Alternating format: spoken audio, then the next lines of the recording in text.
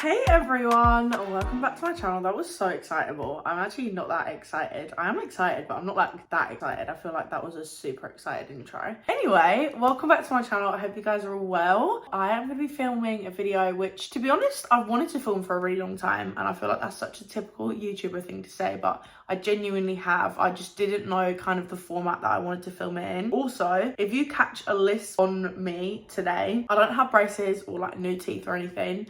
I bit my tongue so hard today that on the side of my tongue I've got like a big blister, so if you catch me lisping, that's why. Secondly, my nails are crusty, so we just get over that quickly, we can move forward. So today's video is going to be basically, I asked you guys a bunch of questions on Instagram because I felt like that was the best way to address this, and the video is going to be all about influencers, all about influencing, my job, I guess the job of many other people now. Yeah, kind of like an insight into how it works, and basically just what you guys wanted to know. Get yourself a cup of tea, a Coke, you know, Diet Coke, whatever tickles your fancy. Got myself some water with some BCAAs in it, so we're all having a party over here. Now, before we get started with this video, I have a very exciting sponsor, and it is Skillshare. I am so excited that Skillshare is sponsoring this video because I was massively influenced by a lot of the creators that I actually watch. They've done sponsorships with Skillshare before, sharing their experience, and to be honest, when they got in touch, it was a complete no-brainer. I was so excited. Skillshare is an online learning community with thousands of inspiring and creative classes for anyone who loves learning.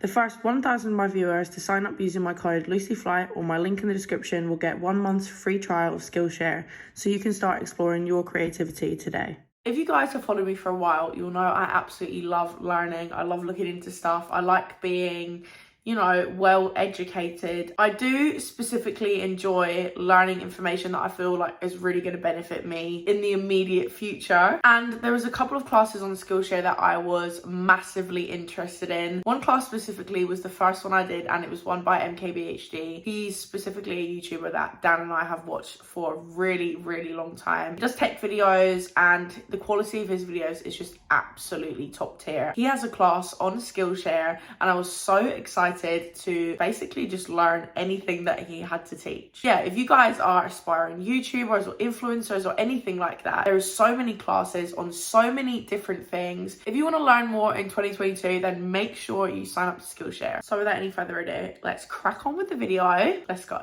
So I have them on my laptop down here, so if I keep looking down, then that's why. So the first question is, do you worry about the longevity of your job? The answer to that is no. I wouldn't worry any more about the longevity of my job than I'd worry about the longevity if I was in another job. My dad, for example, has been in like a traditional job and has been made redundant a couple of times. Like, I have done the same job that I'm doing now. I have done YouTube. I'm pretty sure it was my 10-year anniversary the other day. Might have been today. I don't know the specific date, but I've been doing it for a really long time, and it's been my full-time job for, I think, maybe 7 years. 6 years maybe. I'm not sure quite off the top of my head, but yeah, it's been a really long time, and the industry is only getting bigger and bigger with more money pumped into it, with more eyes on it. Yeah, it's not something I worry about. I don't tend to worry myself with anything that is not imminent, if that makes sense. The next one is a really interesting one because I think it's something that people don't tend to want to say. The next question is, to what extent do you care about growth and engagement? And I think that every single creator would be lying if they said they didn't care about those things, because ultimately that is the career progression, if that makes sense. So my channel and my Instagram have not grown. In fact, I've lost subscribers and followers over the last few years, and I think a lot of people have. And from the people that I've talked to that's happened to, it has had an effect on them.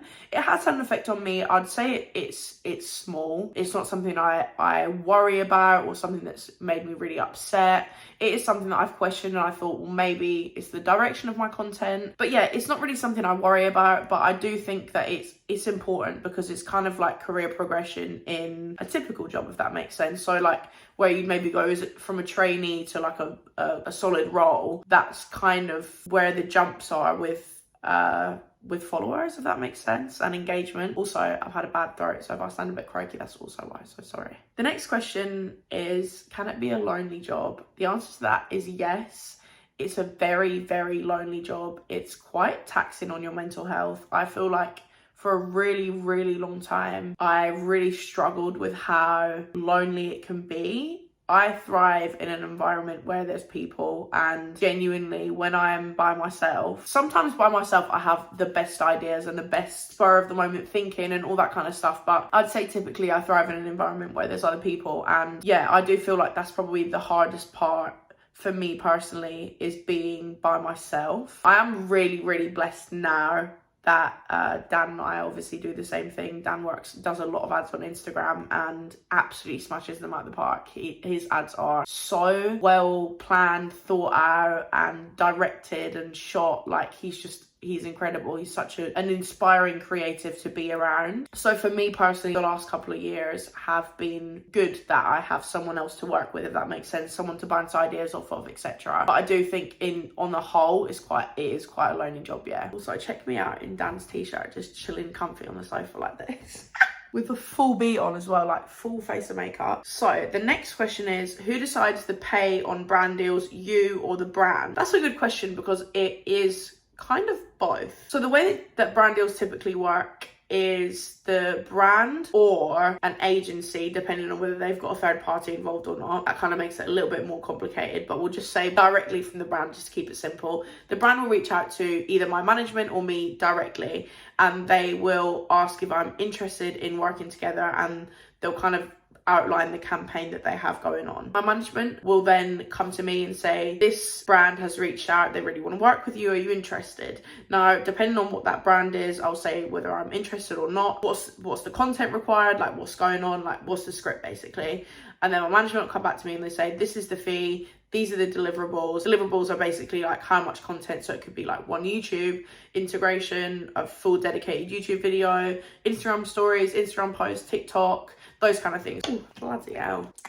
I'll create the content, send it back to the brand for approval. They'll either approve it or they'll have like slight amendments. They'll send it back to me with the amendments. I'll make the amendments, send it over, it's approved. Then we agree a date for the content to go live. So I guess the answer to the question is I don't know. You kind of have to like come to an agreement, if that makes sense. Like sometimes there's negotiating involved with the fee. Yeah, it's a bit complex. And to be honest, my fee's not like a flat rate fee. Like it can be negotiated with different brands. So the next question is there a lot of gossip, behind the scenes drama in the influencer world? Now, I'd say I keep myself to myself now. I've learned a lot over the years. Obviously, I grew up pretty much on social media.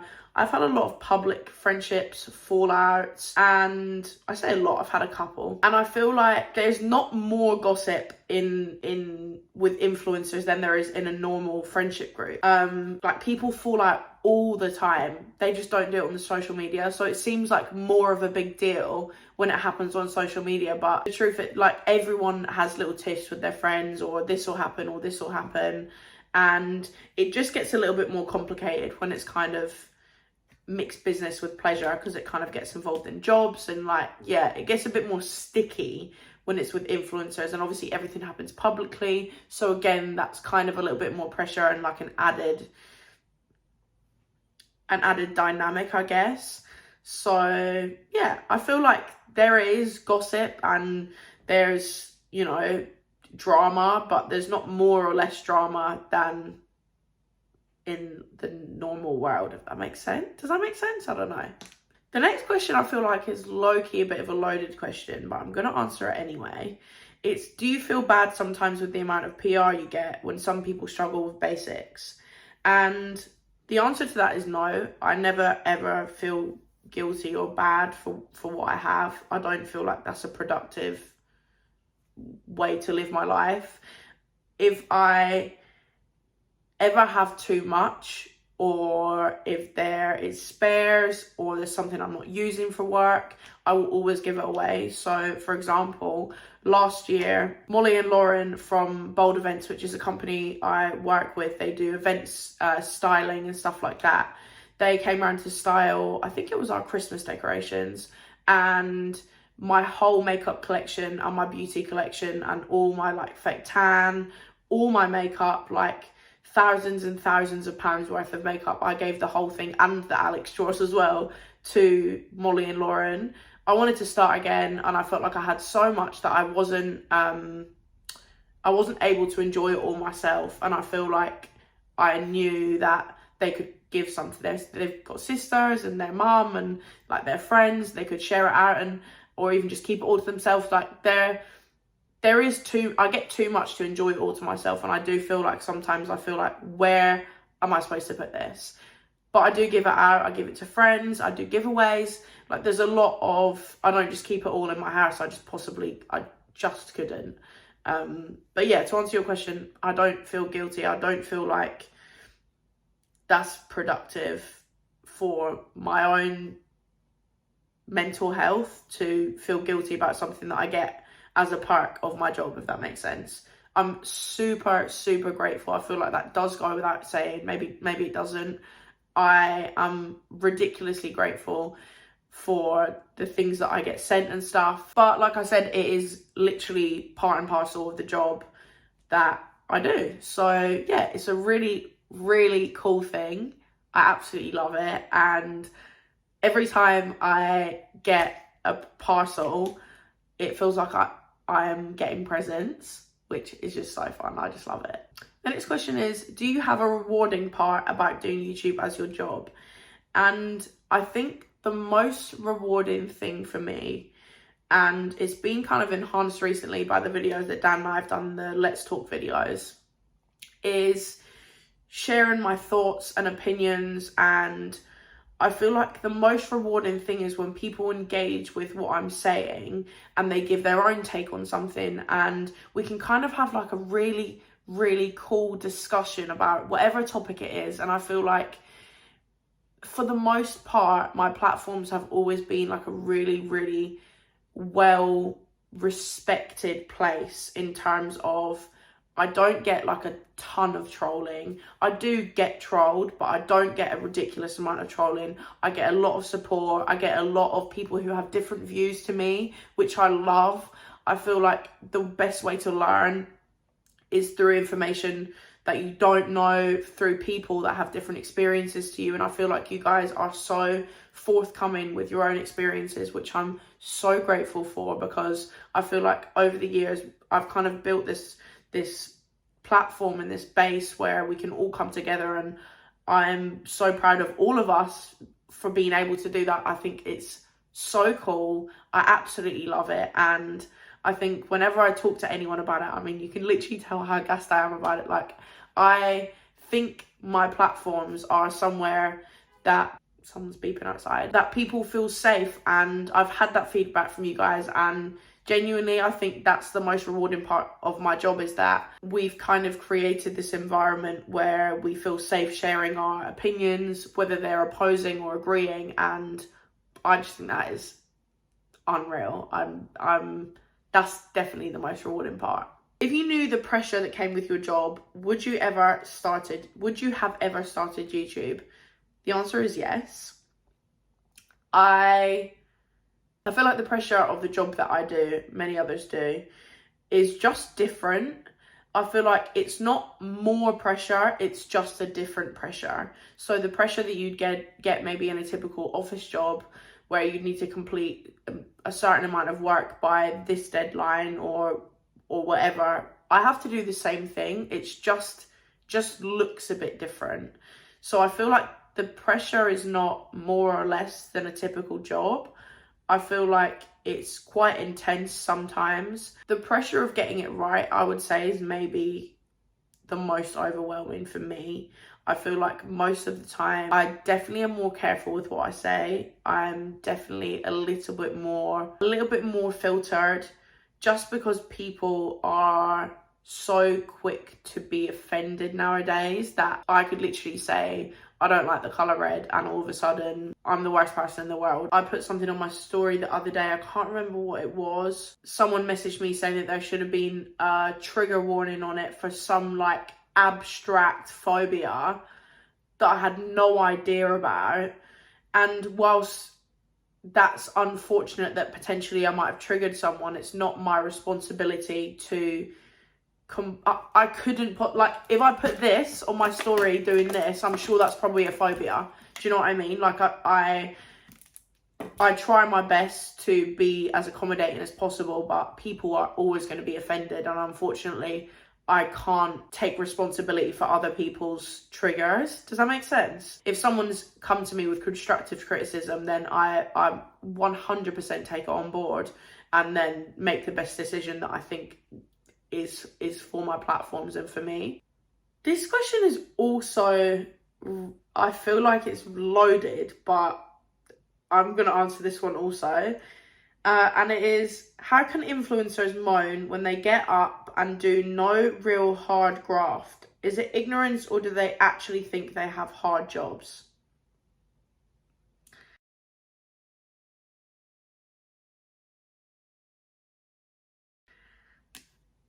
I feel like I'm being told off. I don't know. I feel like personally I don't moan that much.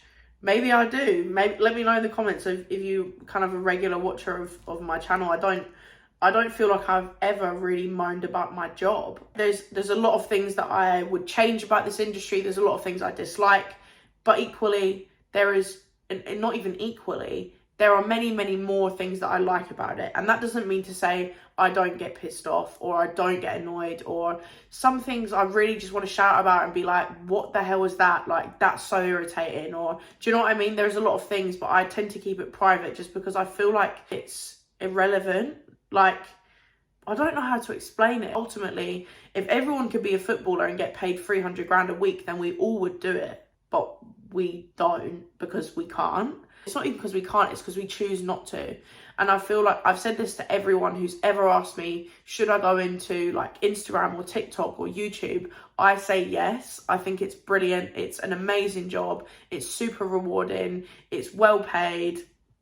If you can do it correctly, you get to work with some really amazing brands like I do. I feel like it is super well paid and I'm really grateful. Like I said, I've been doing this for 10 years now. It's not been 6 months overnight. So yeah, there's a lot that goes on with it, and there's a lot that I think influencers maybe don't share, and maybe Dan and I will do like a Let's Talk episode with maybe a guest. I don't know if you guys know, but Dan and I have been doing Let's Talk videos where we take controversial or like talked about topics and we just chat about them, and we're turning it into a podcast, which I'm very excited about, and we're going to be getting some guests and stuff on. So if you have any suggestions of guests that you'd like us to come on the podcast, then please let me know.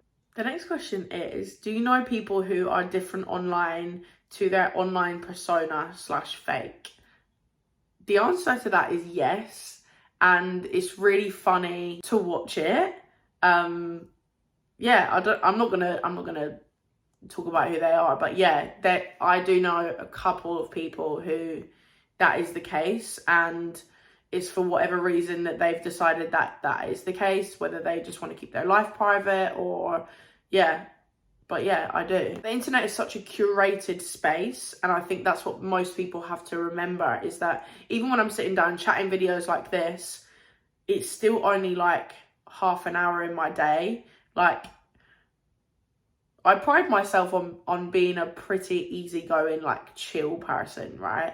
But I could equally like come off camera and be wild. Like, I could be crazy. And I think that's what people don't, even if they're doing daily vlogs, even getting little snippets into people's lives, you can still miss everything. And I feel like I don't know anyone online who says, this is me, this is what I'm like, da da da da, and then they go and do differently, if that makes sense. Like, anyone that I know that is different online to how they are in person, they would say like it's just like an amped up version of me, or this is my work and this is my personal life, and they'd have like that clear boundary. So yeah, I take my hat off to them, because I definitely couldn't do it. But yeah, there's definitely people who are different online to in person. Next question is, how do you stay body positive in a world that caters to perfection? I have so much to say about this question, and I feel like it could genuinely be a video by itself. And I've been learning so much about this industry, the people in it, how people view other people, the body positive movement, fat positive movement, body neutrality, and everything like that, to the point where it genuinely could be a different video, but I'm going to try and keep it so brief. If you'd like us to do a Let's Talk episode on it, then obviously let us know as well, because genuinely, like, I feel I've had some pretty strong opinions, I think. So, but the crux of my opinions, and what I will say, is that I am not body positive. Now, that isn't to say that I don't think my body is amazing for carrying me through X, Y, and Z, and it doesn't mean to say I don't respect my body. But what I've learned is that we live in a world that pushes us to love our bodies, and if we don't, then that's a negative thing, and I highly disagree with that. I think you could look at your body in the mirror and say, I don't like it, and go on with your day. It doesn't have to be this big deal that we have to fix, that we're constantly trying to fix things in like modern day society. As soon as someone says something that you don't necessarily think is correct, we have to try and fix it. We have to try and find a solution. That person needs more self-care. That person needs this thing. And it's so complex, and people are so complex. And one day I'll wake up and I'll be like, oh my God, I look like shit today. The next day I'll wake up and I'll be like, oh my God, I look banging. Like it's not body, the way you feel about your body is never linear, and I think that's the main thing that I feel about it. And I don't believe in body positivity. I believe in, like, I more believe in these boy racers. I more believe in body neutrality. But yeah, I think that question's for another video, to be honest. The last question is, what are these people doing outside?